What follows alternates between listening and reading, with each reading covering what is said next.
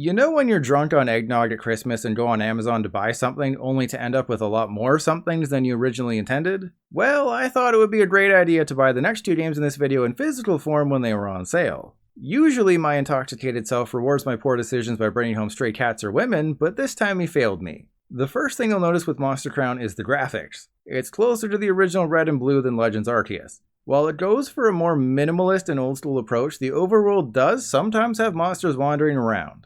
While I didn't totally mind the aesthetic, when you're in the overworld the game likes to hiccup. A lot. To the point where it's just annoying. I assume it happens so often because monsters are continually spawning in, but this should be seamless, not jarring. And while Monster Crown might look okay in screenshots, overall I'd say it's disappointing. Between the stuttering and just general blandness of the people, towns, and monsters, it's not going to win any Monopoly beauty contests. As for the guts of Monster Crown, within the first few minutes it does some things to improve upon the Pokemon formula. For instance, the Force Experience share can be turned off. You also have a DAD, difficulty options, randomizer options, and instead of putting the monsters in balls, you get them to sign a contract or something like they're a professional athlete. While all of that was fine and dandy, your first real task is to go out into the world and catch a Primagon. Monsters spawn in the overworld, so it should be easy, except you're confined to a super small space and the Primagon like to gather outside of that space. I spent about 5 minutes just waiting for the story necessary monster to decide to wander to where I could reach it, and then I one-shot it. Luckily, the next one only took about 30 seconds to show up. Still, not the best start for a game that already wasn't impressing me. Monster Crown's charm does try to shine through as the minutes tick away. It's a monster battler through and through, filled with many of the familiar tropes that made Pokemon so successful. However, there's just too many problems for me to recommend Monster Crown. One major issue is the design. I entered a cave and searched every nook and cranny, only to come up empty. Turns out you had to move a couple of indistinct rocks to raise the water level.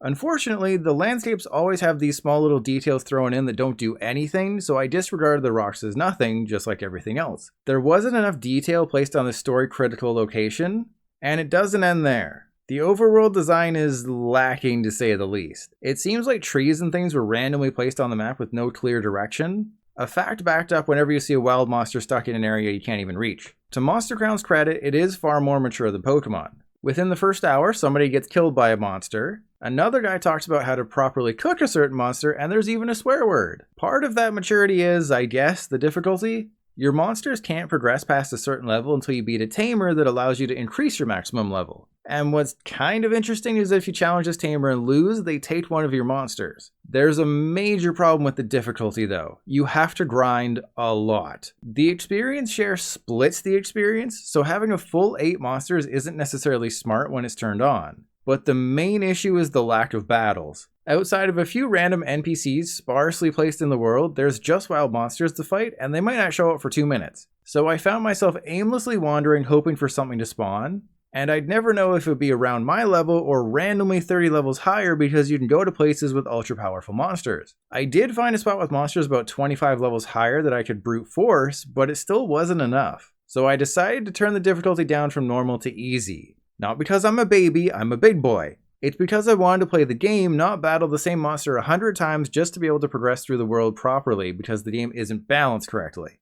Going into it, I had every intention of beating Monster Crown. But between the technical issues, terrible level design, a lack of direction, and disappointing gameplay, I just lost the will to continue after 4 hours. Avoid this one unless you want a frustrating, unpolished Pokemon clone. To reinforce that decision to quit, I did return to Monster Crown in a moment of weakness. I headed north and actually found a spot where monsters spawn super frequently, which led to the game chugging along at a stable 5 frames per second. If that's not enough of a reason to avoid Monster Crown, another is that I had no idea what to do next. Some guy kidnapped me and said I had to kill the divine beasts or something, and he even told me where they were. If I forgot, I could come back and ask him. Except I wasn't paying attention, so I did forget their location, but when I went to talk to the guy who could tell me where to go, I couldn't find him either. Maybe I was too disinterested at that point, but I couldn't carry on any further. Monster Crown had lost me, and I didn't want to be found. Because of all the negatives, I have no choice but to place Monster Crown in F tier.